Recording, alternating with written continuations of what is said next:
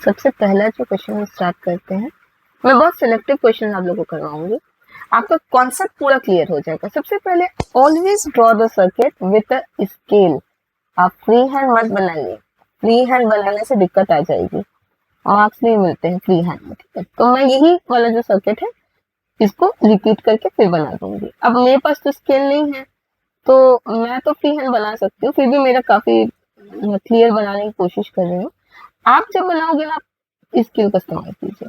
And सारा जैसे बना हुआ है ना, एग्जैक्टली वैसा बनाए। मार्जिन के राइट साइड में मार्जिन के बाहर आपको कुछ मत लिखना, वरना फिर से मार्क्स कट जाएगा, फिर आप रोगे कैसे कट गया। तो ऐसे छोटी छोटी चीजों को आपको बहुत कायदे से, बहुत समझदारी से ध्यान रखना है, ठीक है। अब देखो मैंने एग्जैक्टली बना दिया। अब आपका फर्स्ट क्वेश्चन बोलता है effective resistance of the circuit. अब सबसे पहले मार्जिन के अब यहाँ पे लिखो 1। आपको इफेक्टिव रेजिस्टेंस निकालना, मतलब आपको देखिए ऐसे लिखिए, टू फाइंड आपको क्या निकालना है, तो आपको निकालना है इफेक्टिव रेजिस्टेंस। आपको क्या निकालना, आप हमेशा क्वेश्चन में बताओ कि आपको कैसे निकालना है, क्या निकालना है, हमेशा बताना चाहिए, ठीक है। टू फाइंड ऐसे आप लिखो, ठीक है। तो मैं थोड़ा सा स्क्रॉल डाउन कर देते हैं, अब हम सॉल्व करते हैं, ठीक है। तो मैं रेड पेन ना यूज करके ब्लू पेन यूज कर लूँ, ठीक है। अब चल, क्योंकि मैं आपको बताना चाहती हूँ कि एज अ स्टूडेंट आप कैसे लिखोगे, इट्स जस्ट टू हाईलाइट कि कैसे करना है। तो आप अगर स्टूडेंट है तो आप क्या करोगे, आप मान लो ये सारे जो रेजिस्टर्स है, आप मान लो let R1 is equal to 10 ohm, R2 is equal to 10 ohm, R3 is equal to 20। आपकी मर्जी है, ठीक है। एंड ये जो देखिए मैंने इन सब का नामकरण कर दिया। अब आप जो बाकी बचा है ये एंड ये, इसको भी आप बोल सकते हो कि R4 is equal to 10 ohm, R5 is equal to 20 ohm. ये ज्यादा आसान पड़ जाता है, ठीक है, ऐसे नाम देने से। अब we know we observe we observed that R1 and R2 are in series. So our total would be R1 plus R2, which is 10 plus 10 is equal to 20 ohm. ठीक है। अब न्यू सर्किट बनाएंगे, क्यों?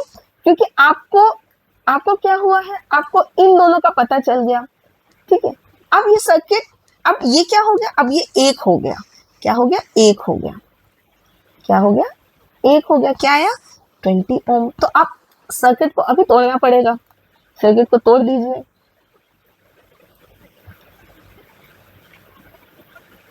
ऐसे क्या बता सकते हैं, तो यहाँ 20, यहाँ 20। अब ये दोनों कैसे लग रहे हैं, we can observe that RT and इसका क्या नाम रखा था मैंने, इसका क्या नाम रखा था, R3 आर इन पैरेलल। और पैरेलल का हम कैसे निकालते हैं, अगर मैं बोलूं R इक्वलेंट, अब निकालने अगर मैं बोलूं यहाँ पे, तो क्या कैसे करेंगे, 1/RT प्लस 1/R3। अब कैलकुलेट करते हैं, RT क्या आया हमारा 20 प्लस ये भी 20, ठीक है।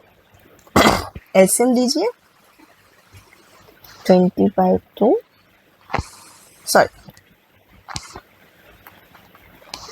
कितना आया 1/10।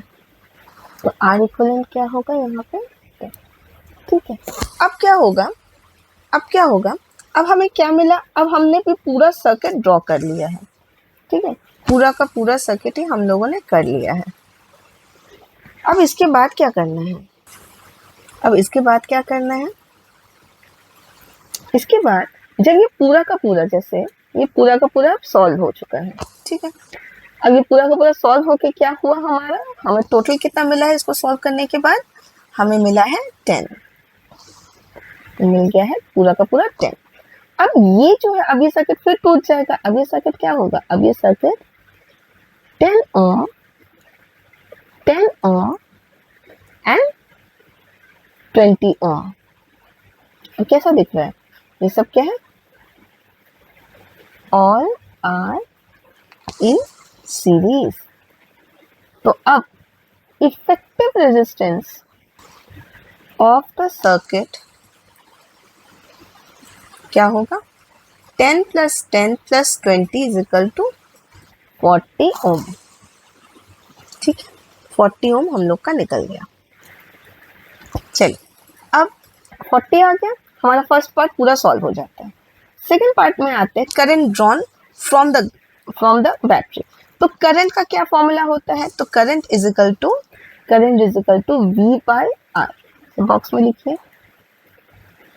तो V क्या है, यहाँ पे आपको कोई V दिख रहा है इस सर्किट में, जो V है ना, इस सर्किट में V मैं बता देती हूँ आपको, V इज इक्वल टू 20। यहाँ प्रिंट में नहीं आया है, तो V आप मान लो, मैं बता रही हूँ आपको, ये 20 वोल्ट है।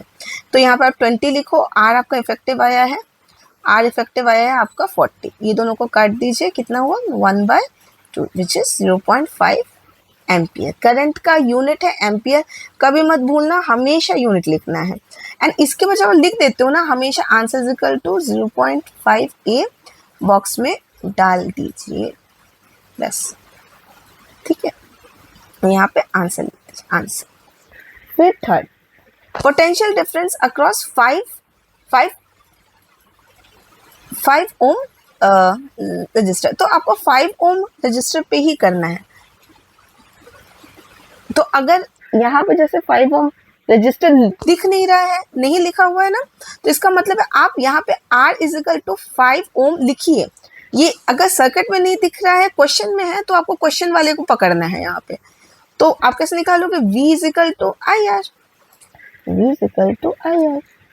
तो I क्या आया, अभी आप किए हो कैलकुलेट, 0.5 एंड R दिया गया है 5, तो कितना आएगा, इसको इंटू कर दीजिए। इसको अगर आप इंटू कर दोगे तो क्या आएगा, 0.5 इंटू 5, तो आ जाएगा यहाँ पे 2.5 वोल्ट। ठीक है, पोटेंशियल डिफरेंस। तो क्या लिखोगे ऐसे, 2.5 वोल्ट, हमेशा बॉक्स में आंसर। ठीक है, और यहाँ पे ये गिवन है, ये सर्किट में नहीं था।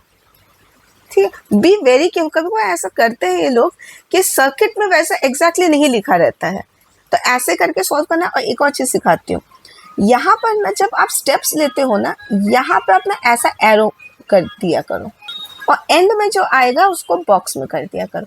देखिए, अगर आप एक टॉपर जैसा आंसर लिखोगे ना, तभी आपको मार्क्स मिलता है, वरना शैबी वर्क करना है तो मार्क्स कम मिलेगा, फुल आउट ऑफ फुल नहीं मिलता।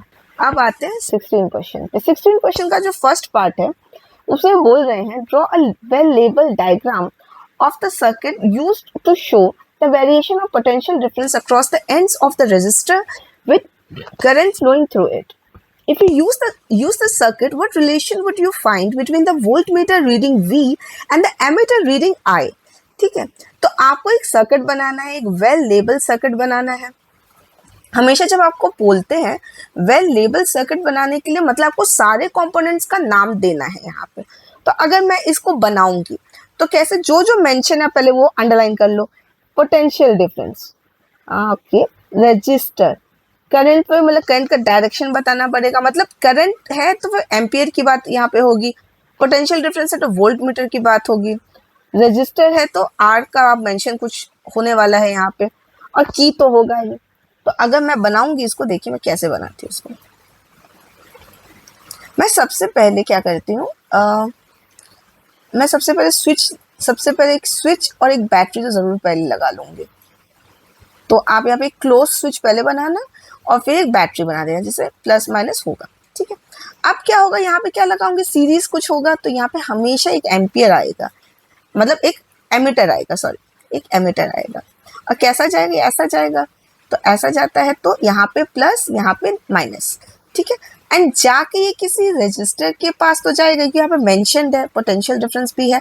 पोटेंशियल डिफरेंस इसका मतलब यहाँ पे एक वोल्ट मीटर जरूर अटैच्ड होगा। क्या होगा, एक वोल्ट मीटर अटैच्ड होगा, ठीक है, ठीक है। और करंट ऐसे करके ऐसे गया, प्लस माइनस, फिर ये चला गया, ऐसे करके सीधा लेके हम क्या कर देंगे, इसको हम इसको क्लोज कर देंगे, ठीक है। अब देखिए बहुत बच्चों को ये यहाँ पे आर लिखो। अब बहुत बच्चों को जो मैम आपने यहाँ पे क्यों बनाया है, मतलब आपने यहाँ इस साइड में थोड़ा सा, इस साइड में लेफ्ट साइड में चला गया है ना मैम, यहाँ पे क्यों होगा? अरे आप यहाँ पे कहीं भी बना सकते हो, आपको ऊपर बनाना है। एमीटर आप सीरीज में कनेक्ट करोगे एंड वोल्ट मीटर आप आर से पैरेलल में कर। ये इंपॉर्टेंट है कि आप कनेक्ट कैसे कर रहे हो। ये क्या है, ये आर के साथ this ammeter is in series, दिख रहा है कि ये आर के साथ सीरीज एक ही वायर में जा रहा है, तो ये क्या है, सीरीज में है। एंड ये दोनों क्या है, ये दोनों पैरेलल में लगे हुए हैं। ऐसा arrangement, when you do such arrangements only then आपका सर्किट सही होता है, ठीक है। अब इस सर्किट को देख के क्या समझ में आ रहा है? अगर मैं बोलूं आप रिलेशनशिप बताइए वोल्ट मीटर एंड एमीटर में, तो आप ओम्स लॉ आप लोग पढ़े हो, तो ओम्स लॉ क्या बोलता है, volt meter is directly proportional to current. Volt मतलब voltage is directly proportional to current. And अगर मैं इसको और अच्छे से लिखूं तो V by I is equal to constant, और ये कांस्टेंट क्या है, ये constant is equal to R according to Ohm's law, ठीक है। ये रिलेशन है। अब इसके बाद सेकेंड पार्ट को करते हैं। सेकेंड पार्ट थोड़ा सा डिफिकल्ट है, थोड़ा सा। A wire given material having length A and cross sectional area A has a resistance of 4 ohm, ठीक है। मतलब बोल रहे हैं जैसे एक वायर है, मैं एक वायर ड्रॉ कर रही हूँ, इसका लेंथ है L, ये इसको बोलते हैं क्रॉस सेक्शनल एरिया A, ठीक है। और ये बना हुआ है किसी, मतलब इसका जो मटेरियल होगा वो कुछ रो का होने वाला है, एंड इसका जो रेजिस्टेंस है वो है 4 ओम, ठीक है। तो मैं फर्स्ट, ये तो फर्स्ट वायर है, तो आप लिख लो first wire R1 is equal to rho L by A, ये जैसा फॉर्मूला वैसे लिख रहे हो, इज इक्वल टू 4 ओम, ये पता है। सेकेंड वायर बोलते हैं find the resistance of another wire, एक सेकेंड वायर आ जाता है, second wire another wire of the same material का बना हुआ है, लेकिन अब क्या हो रहा है यहाँ पे, इसका लेंथ आधा हो गया है, इसका लेंथ क्या हो गया है, आधा हो गया है। तो ये क्या होगा L/2, और क्रॉस सेक्शनल एरिया बढ़ गया है। तो मैं इसको और अच्छे से बताती हूँ आपको, ये ऐसा समझो, तो बहुत ज़्यादा ही बड़ा हो गया, थोड़ा बड़ा करती हूँ, ऐसा समझो, ठीक है। तो L/2 हो गया है, ये डबल A हो गया है, और बाकी कुछ हुआ है नहीं, बाकी और कुछ नहीं हुआ है। तो R2 कैसा दिख रहा है आप लोग को, रो L/2 2A। इसको अगर मैं सॉल्व करने जाऊंगी तो ये 2 एंड ये 2 इंटू हो जाएगा 1/4 रो 1/L। अब अगर मैं इसे, मान लो मैं इसको इक्वेशन 1 बोलती हूँ, इसे इक्वेशन 2 बोलती हूँ। When I will compare these two, let's compare equation 1 and equation 2। ये दोनों को मैं क्या करती हूँ, इक्वेट करने लग जाती हूँ, क्योंकि आपको इक्वेट ही करना है यहाँ पे। तो आप देख रहे हो यहाँ पे R2 is equal to 1/4 R1, क्योंकि ये जो पार्ट देख रहे हो ना बेटा, ये वाला जो पार्ट है वो तो एग्जैक्टली ऐसा ही दिख रहा है ना, एग्जैक्टली ऐसा ही दिख रहा है, इसलिए यहाँ पे मैंने R1 लगा दिया। यहाँ मैंने क्या किया, R1 लगा दिया। अब क्या करना है, बस रेशियो निकालना है, तो रेशियो निकालोगे तो क्या होगा, R2/R1 इज इक्वल टू 1/4, ठीक है। तो आपको पूछा गया है कि R2 की वैल्यू क्या है, तो दिख रहा है R2 की वैल्यू है 1 एंड R2 की वैल्यू है 1 एंड R1 की वैल्यू है 4, ठीक है। आपको R2 की वैल्यू बोले, therefore R2 is equal to 1 ohm inside the box में हमेशा डिब्बे में बंद करके सिक्योर कर दो अपने आंसर को, ठीक है। ये 2021 कंपार्टमेंट का क्वेश्चन है। देखिए अगर किसी भी बच्चे का अगर पेपर अच्छा नहीं जाता, कंपार्टमेंट आ जाता, तो लोग सोचते हैं कि वो इजी आता है। इजी कभी नहीं आता, paper is never easy. Compartment का पेपर और टफ होता है, इसलिए एक साल में ही ना बहुत अच्छे से पढ़ो, वरना बहुत प्रॉब्लम होती है। कंपार्टमेंट निकालना आसान नहीं है, ठीक है। ना किसी का भी ना आए, मैं तो यही चाहूँ किसी का भी ना आए। चल अब ग्राफ के क्वेश्चन करते। ग्राफ के क्वेश्चन बहुत इंपॉर्टेंट। ग्राफ ड्रॉ करने की ऐसी कोई महान नीड नहीं होती, लेकिन कर दोगे ना तो एक इंप्रेशन बन जाएगा। आपको ड्रॉ करना है तो आप ड्रॉ कर सकते हो, एग्जैक्टली ऐसा बनाना। ग्राफ शीट अगर दिया जाए तो ग्राफ शीट में बनाना, नहीं दिया जाए तो आप स्केल से ड्रॉ करना। अभी मैं ड्रॉ नहीं करूंगी, इतना वक्त नहीं है, तो मैं ऐसे आपको बताती हूँ, ठीक है। इस ग्राफ को केयरफुली देखना। इस क्या दिख रहा है, ये आपको एक चीज दिख रहा है, ये ग्राफ है क्या एक्चुअली? ये एक VI ग्राफ है। एंड VI ग्राफ में हम लोग हमेशा R को निकालते, क्या निकालते हैं? R को निकालते हैं हमेशा। ये पहले तो ये कॉन्सेप्ट है, ठीक है, ये है आपका कॉन्सेप्ट। अब मैं सॉल्व करवाती हूँ। आपको पूछा गया क्या, what do you infer from the graph? तो अभी जो मैंने निकाला है वही तो आपने इन्फर किया है। What is infer? It is a, आप लिखो, it is a VI graph which indicates resistance in the circuit because VI is equal to R। तो प्रोपोर्शनल का साइन ना लगा के सीधा आप ऐसे लिख दो, ठीक है, सिंपल। अब आपको बोल रहे हैं, अगर आप इसके साथ और भी लिखना चाहते हो, जो ओम्स लॉ का थ्योरी है, अगर उसको और लिख दोगे ना, अगर टाइम मिले तो लिख दोगे तो और भी ज़्यादा अच्छा रहेगा, ठीक है। तो ओम्स लॉ को थोड़ा सा एक्सप्लेन अगर कर दिए तो ठीक है, वरना हम लोग इस क्वेश्चन के न्यूमेरिकल पार्ट में आ जाते हैं, ठीक है। तो आपको क्या निकालना है? Resistance of the wire. तो आपको क्या पता है, R is equal to V/I। लेकिन यहाँ पे बहुत सारे क्या है, यहाँ पे बहुत सारे I एंड V के वैल्यूज है। तो जब ऐसा होता है तो हम लोग क्या करते हैं, delta V and delta I निकला। अब 10th वाले बच्चे बहुत डर जाते हैं कि मैम ये डेल्टा है क्या?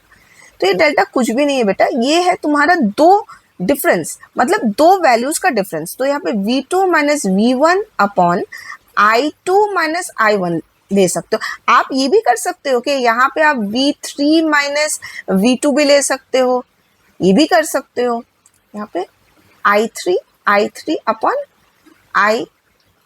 I3 देखिए, जो नंबर लोगे ना वही जो नंबर ऊपर लोगे वही नंबर नीचे लेना पड़ेगा, बस ये थोड़ा सा ध्यान रखना, ठीक है। तो हम स्टार्टिंग के, तो नॉर्मली हम स्टार्टिंग की जो वैल्यूज है तो वो ले लेते हैं। तो V2 क्या दिख रहा है यहाँ पे, मुझे बताओ V2। तो यहाँ पे V2 ये है एंड V1 क्या है, ये है। लिख लो 0.8 माइनस 0.4 एंड I2 है 0.2 एंड 0.1 है I1। तो 0.2 माइनस 0.1, तो कैलकुलेट करके देखोगे तो 4 ओम आएगा। R इज इक्वल टू 4 ओम। निकल गया, हो गया, है ना इजी। ये बहुत हार्ड दिखता था लेकिन इजी होगा, बस थोड़ा सा कामली, बिल्कुल कामली करना। ये क्वेश्चन रिपीट हुआ है, एग्जैक्टली वैसा क्वेश्चन 2020 में आया है। ये अभी हम लोगों ने किया, तो लेट्स स्किप इट, ये आप लोग कर लेना। 19 क्वेश्चन देखते हैं। ये जूल्स लॉ के ऊपर है। Joules law very very very important इसका। देखिए यहाँ पर तो लिखा है right the mathematical expression for the joules law of heating. कभी कभी डिरावेशन भी आ जाता है, बहुत इजी है, उसको मैं बाद में एक और बार उसको करवाऊंगी एक दिन। लेकिन जब भी आपको मैथमेटिकल एक्सप्रेशन बोलते हैं ना, तो आप कुछ मत करना, आप सीधा एक्सप्रेशन दे सकते हो। मतलब आप जूल्स लॉ क्या बोलता है, H is equal to I² RT। लेकिन ये लिखने के बाद बच्चे बहुत बड़ा मिस्टेक करते हैं, डिनोटेशन नहीं दे रहे हैं। मतलब ये IR क्या है, वी डोंट नो। तो आपको बोलना पड़ेगा ना, here H is heat produced, आप लिखना है यहाँ पे जूल्स लॉ। लाइक मेरा इंटेंशन ना बेटा ये है कि आप टॉप मार्क्स लाओ, एवे मार्क्स मत लाओ, टॉप मार्क्स आना चाहिए बच्चे का। तो उसलिए एक कायदे वे में, मैं खुद टॉपर रही हूँ तो मुझे पता है कि एक एक चीज का डिटेल लगता है, ऐसे ऐसे मार्क्स नहीं आते। I is equal to current, R is equal to resistance, T is equal to time, time period भी बोल सकते हो, टाइम टेकन भी बोल सकते हो। ये किसमें हम लोग लेते हैं बेटा, ये हम लोग आवर्स, देखिए ये वाले चैप्टर में ना हम आवर्स सेकेंड्स जो हमें क्वेश्चन में दिया जाता है उसके हिसाब से हम करते हैं। जैसे ये इसका जो सेकंड पार्ट है उसमें जो टी है 2 आवर्स का है, तो वो अभी क्वेश्चन जब करेंगे ना आपको और अच्छे से समझ आएगा। ऐसे समझ के ऐसे लिखना, हमेशा ये लिखना जरूरी है। मैं इतने सारे बच्चों को इतने सालों से पढ़ा रही हूँ, बच्चे हमेशा काम चोरी करते हैं कि थोड़ा लिखेंगे, थोड़ा थोड़ा करके मार्क्स भी तो कम हो जाएगा। उनको बोलना पड़ता है कि नहीं फुल लिखो, फुल लिखोगे ना तो और अच्छे समझ में आता है। चलो सेकेंड पार्ट को करते हैं। Compute the heat generated while transferring 96,000 C of charge, मतलब 96 coulomb of charge in 2 hours through a potential difference of 40 V। ठीक है, तो V यहाँ पे क्या है बेटा बताओ, V यहाँ पे है 40 वोल्ट। ठीक है, Q यहाँ पे है 96,000 C। Q कैसे निकालते बेटा, I इंटू T। एक्चुअली ये छोटे छोटे जो फॉर्मूलास है उस पर आपको ज़्यादा केयरफुल रहना पड़ेगा। आपको हीट निकालना है तो हीट का हमें क्या पता है, हीट हमें पता है H is equal to V into I into T. ठीक है, V into I into T actually क्या है हमारा, heat is equal to I into T, देखो heat is equal to V into I into T, ये है हमारा actual formula. ठीक है, ये हमारा एक्चुअल फॉर्मूला है, पर हमारे पास Q दिया है तो Q इज इक्वल टू क्या होता है, I इंटू टी होता है, इसलिए V into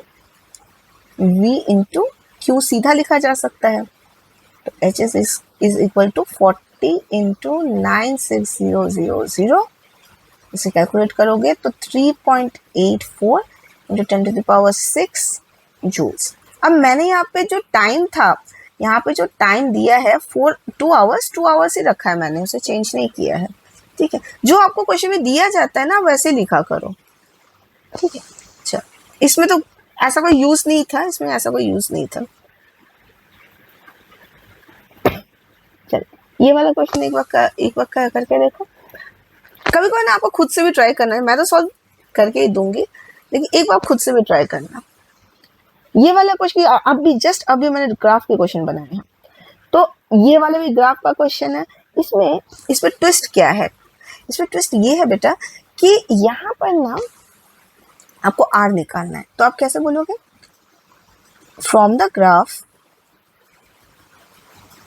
graph R is equal to V upon I, ये फॉर्मूला है, ये हमें पता है। अब यहाँ पे V क्या दिया गया है, V पहले में देखो, तो हमें यहाँ पे अगर मैं ट्रेस करती हूँ, यहाँ पे ऐसे ट्रेसिंग करोगे तो दिख रहा है कि अगर V 2 वोल्ट होता है तो I 0.2 है। इसके हिसाब से R क्या निकलेगा, R निकलेगा 10 ओम। तो मैंने R तो निकाल लिया ग्राफ से। ठीक है, अब यहाँ पर भी आप डिफरेंस लेके करना है वो भी कर सकते हो, डायरेक्ट करना है वो भी कर सकते हो। ठीक है, you can do both ways, answer वही आएगा। फिर आता है आपको पोटेंशियल डिफरेंस एक दिया गया है, यहाँ पे आपको एक V is equal to 2.5 volt दिया गया है, I निकालना है। तो I कैसे निकालोगे, V बाई R। तो यहाँ पे V सेकेंड पार्ट में दिया गया है 0.5 एंड R अभी आपने निकाला है 10, तो इसका आंसर क्या आएगा 0.5 एम्पियर। तो I is equal to 0.5 ampere. इस क्वेश्चन में बस इतना सा ही है कि आप डेल्टा यूज कर रहे हो कि आप डायरेक्ट यूज करते हो। आप डेल्टा भी यूज करते हो, आंसर वही आएगा। अगर इसी क्वेश्चन को मैं ऐसे लिख, जैसे अब यहाँ पे देखो, थोड़ा सा यहाँ पे आपको सॉल्व करके दिखा देते हैं। अगर मैं बोलती कि मैं R ऐसे निकालती, delta V upon delta I, तो क्या होता बेटा बताओ जरा। यहाँ पे देखो पहला वाला V2 minus V1 upon I1 minus I2 minus I1, ठीक है। तो मैं दो वैल्यू v से अगर ले ली तो 2 माइनस 1, एंड दो वैल्यूज I से ले ली तो 0.2 माइनस 0.1, तो ऊपर क्या आता, 1 आता, एंड यहाँ पे क्या आ जाता, यहाँ पे आता 0.1। फिर भी तो मेरा जो वैल्यू आएगा वो 10 ही आएगा ना, 10 ही आएगा, 10 10 10 10 ओम, 10 ओम ही आता। तो आप ये भी कर सकते हो, आप मेरा मेथड जो सिंपल वाला मेथड है वो भी कर सकते हो, ठीक है। You have choice. तो कंफ्यूज मत होना, तो कंफ्यूज मत होना वहां पे। चल, अब आते हैं क्वेश्चन नंबर 21। ये थोड़ा सा फर्स्ट वाला पार्ट थोड़ा थ्योरी है। List the 2 disadvantages of using a series circuit. Series circuit में क्या डिसएडवांटेज होते हैं, तो क्या होता है। सबसे पहले थोड़ा थ्योरी भी पढ़ा देती हूँ, थोड़ा बता देती हूँ यहाँ पे। जब भी ऐसे थ्योरी वाले क्वेश्चन, एक पार्ट ना थ्योरी का आता है, तो कैसे लिखोगे, बच्चे क्या करते हैं, मतलब लिख लो, मैं बताते हैं अगर नहीं पता। 2 disadvantages of using series circuit in homes are, सबसे पहला,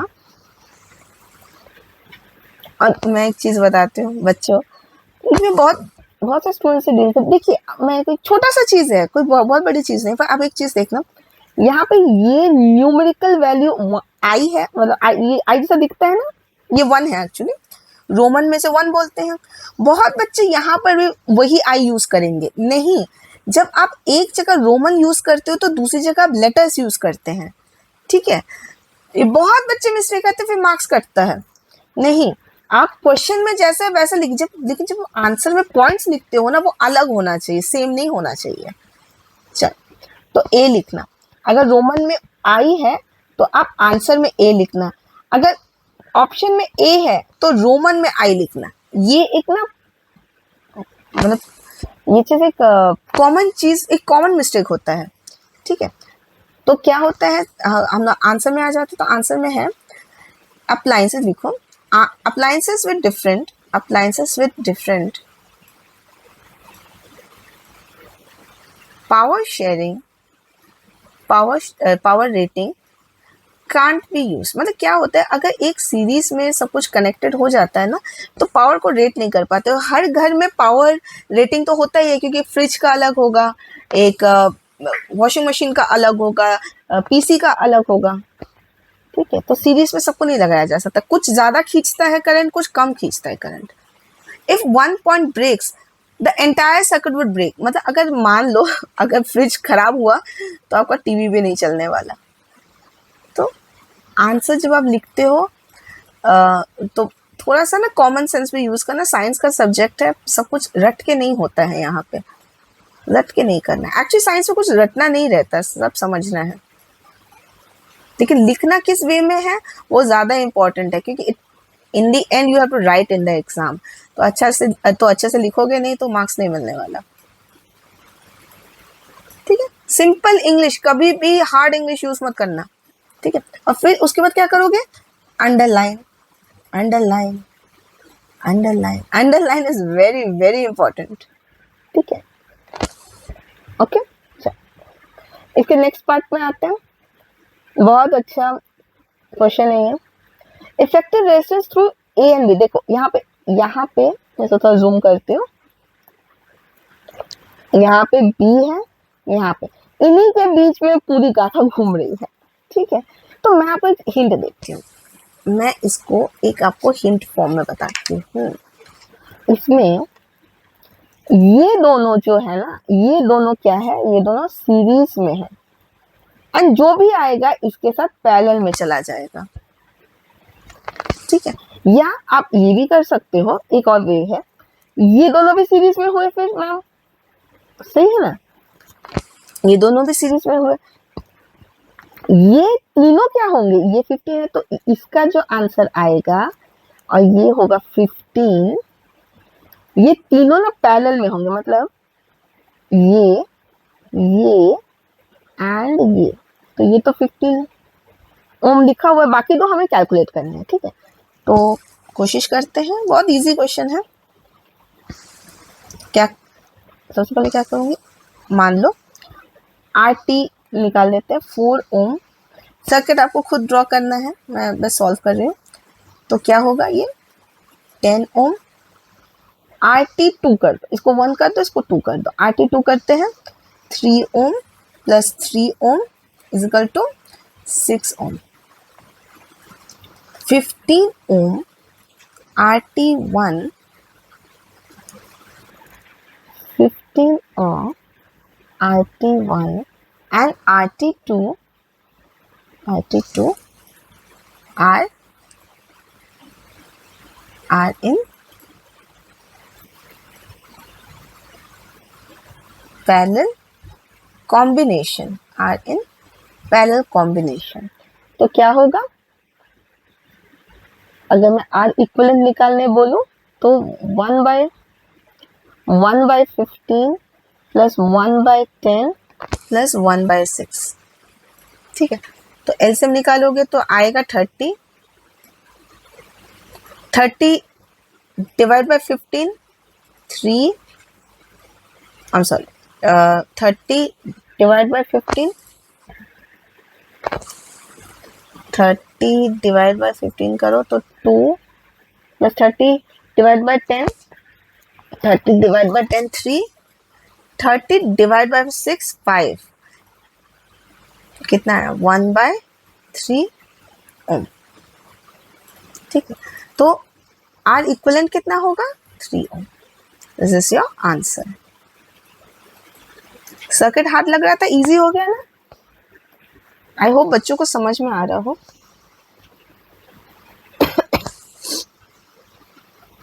ये क्वेश्चन रिपीट हो गया है, छोड़ो, ये वाला क्वेश्चन देखो सब, ये भी वैसा ही टाइप का क्वेश्चन है, ये बहुत इजी क्वेश्चन है, बस 2 क्वेश्चन है। ठीक है, ये वाला क्वेश्चन देखो, कैन यू, हम इसे थोड़ा अच्छे से करते हैं तो फास्ट कर सकते हैं इसको। चलो थोड़ा जोश में आते हैं, अब थोड़ा अच्छे से करते हैं। ठीक है, अब ये सर्किट आप बनाना, आपको दिख रहा होगा अब कि ये तीनों क्या है। अगर मैं बोल देती हूँ R1 इज इक्वल टू, यहाँ लिखा हुआ है, यहाँ पे लिखा हुआ है, ध्यान से देखना, यहाँ पे लिखा हुआ है, यहाँ पे लिखा हुआ है, जूम करती हूँ इसे। R2 क्या है, R2 है 10 ओम एंड R3 क्या है, R3 है 30 ohm. Everything is given and all are in parallel combination। क्या आप इफेक्टिव रेजिस्टेंस निकाल सकते हैं? बिल्कुल निकाल सकते हैं मैम, अब तो हमने इतना प्रैक्टिस कर लिया है, आप तो निकाल ही लेंगे। तो आप सबसे पहले फॉर्मूला लिखोगे, भले आपको आता है, मुझे पता है आपको अब समझ में आ गया होगा, लेकिन आप हमेशा फॉर्मूला निकालोगे। तो क्या होगा 1/10 प्लस 1/20 प्लस 1/30। ठीक है, तो अगर आप कर लेते हो तो क्या आंसर आता है बताओ, जल्दी जल्दी कर, अगर हम लोग कर लिए इसको, क्या जरूरी इसमें टोटल रेजिस्टेंस निकालना है। मैंने एक्चुअली ना सेकंड पार्ट को पहले कर दिया है। ठीक है, मैंने सेकंड पार्ट को पहले कर दिया। इसका आंसर आएगा आपका, मैं सीधा आंसर लिख रही हूँ आपको, या आप सॉल्व करना। इसका आंसर आएगा 5.45 ओम। इसका एलसीएम निकाल के आप करना।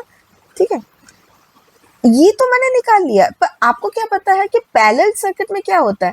पैरेलल सर्किट में क्या होता है, करंट सेम नहीं होता, करंट अलग अलग होता है। तो पैरेलल सर्किट में करंट थ्रू ईच रेजिस्टर वो आपको निकालना पड़ता है। ठीक है, तो इसको कैसे आप लोग निकालोगे, तो एक एक रेजिस्टर के ऊपर हम लोग काम करते हैं अभी। ठीक है, मैंने पार्ट 2 स्टार्ट कर दिया गलती से, तो ठीक है, पार्ट 1 से स्टार्ट करते हैं। ये जो हुआ ना, ये वाला ना आपका हो जा रहा है, ये पार्ट 2 मैंने पहले सॉल्व कर दिया है। कोई नहीं, करंट निकालते हैं। करंट थ्रू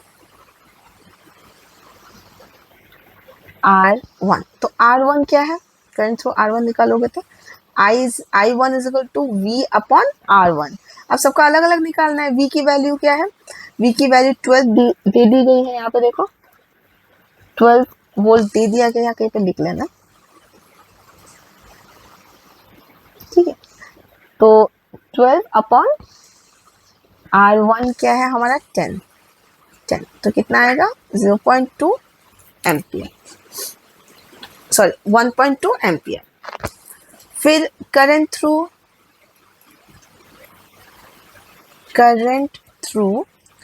R2, तो ये होगा V by R2 is equal to 12/20 0.6 ampere.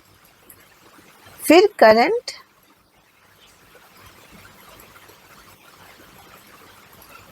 Through R3 अगर निकालेंगे तो I1 upon V upon R3 12 upon 30 0.4 ampere.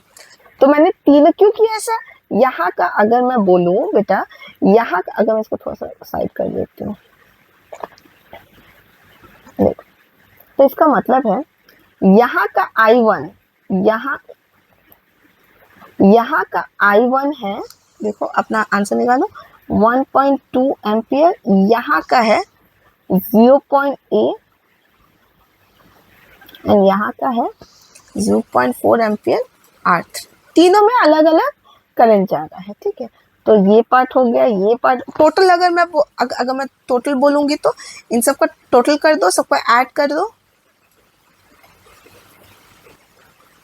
Total current क्या होगा I1 plus I2 plus I3, सबको ऐड कर दो, क्या आएगा 1.2 प्लस 0.6 प्लस 0.4, कितना आया टोटल कर दो तो 2.2 ampere. I total is equal to 2.2 ampere.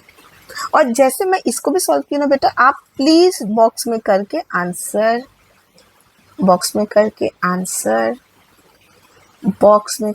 Answer, ऐसे टॉप मार्क्स मिलेंगे, ठीक है। चलिए एक और क्वेश्चन है, वेरी इजी, ये तो बहुत अच्छे से कर, ये तो बहुत जल्दी हो जाता है। देखो इसमें क्या करना है, सीरीज में दिख रहा है क्वेश्चन नंबर 25 का 2 सर्किट आप ड्रॉ जरूर करोगे। हमें क्या दिख रहा है, ये सब सीरीज में है, 5 ohm 10 ohm 15 ohm are in series, therefore RT is equal to 5 plus RT is equal to R1 plus R2 plus R3 in box, इसे बॉक्स में कर दो, is equal to 5 plus 10 plus 15 कितना होगा 30। सबसे पहले ये निकाल लो, उसके बाद बोल रहे हैं find the current in the circuit and potential difference. तो करंट कैसे निकालोगे, पोटेंशियल डिफरेंस अक्रॉस क्या है, ओके पोटेंशियल डिफरेंस निकालना है। Potential difference across the circuit, यहाँ लिखा हुआ, यहाँ पे दिख नहीं रहा है, ये आया नहीं, ये 30 वॉट है, ठीक है। Potential difference across the circuit ये है। अब करंट निकालना है, करंट कैसे निकालेंगे, इसका पार्ट 2 करना है। तो करंट कैसे निकालोगे, current is equal to V by R, पता है। तो जो V दिया गया है 30 दिया गया है, R अभी निकाला है 30, तो आंसर क्या आएगा 1 ampere, I is equal to 1 ampere, ठीक है। एंड फिर क्वेश्चन में लिखा है पोटेंशियल डिफरेंस अक्रॉस 15 रजिस्टर। अब 15 रजिस्टर के अंदर कितना पोटेंशियल डिफरेंस है, तो स्पेसिफिकली अगर बताया जाता है तो ना बस उसी को इंटू करते हैं हम लोग, पोटेंशियल डिफरेंस अक्रॉस 15 ओम क्या होगा, पोटेंशियल डिफरेंस कैसे निकालते हैं, I इंटू R। देखिए ये कौन सा वाला R है, ये वाला, ये 3rd नंबर वाला है, तो I is equal to I तो कॉमन ही है यहाँ 3rd नंबर, तो यहाँ टोटल वाला आई निकालो, 1 जो आया था अभी, 1 इंटू 15, तो कितना है 15 volt. V is equal to 15 volt. इसको बॉक्स में डाल दो, ठीक है। समझ में आया? तो आपको ये समझ में आया? आई होप मैंने जितने भी क्वेश्चंस करवाए हैं वो समझ में आया होगा। अगर नहीं आया है तो do look into each question, एक दो बार ट्राई करना, धीरे पॉज करते करते स्लोली करना, सब बन जाएगा। ये मैं एक एक क्वेश्चन को तोड़ तोड़ के बनाई हूँ, ठीक है। तो अगर आप 5 क्वेश्चन भी दिन में करो बिल्कुल समझ के, तो बोर्ड के एग्जाम्स के क्वेश्चन आसान आते हैं, लेकिन थोड़ा सा दिमाग लगाना पड़ता है, ठीक है। तो ये वाला क्वेश्चन है। अब ये वाले साइड को जूम भी मैं थोड़ा, इसके जो क्वेश्चन है सब सिलेक्टेड क्वेश्चन, लेटेस्ट क्वेश्चंस मैंने लिए हैं यहाँ पे, और मैंने सर्किट्स इस साइड में ड्रॉ भी कर दिए थे, ठीक है।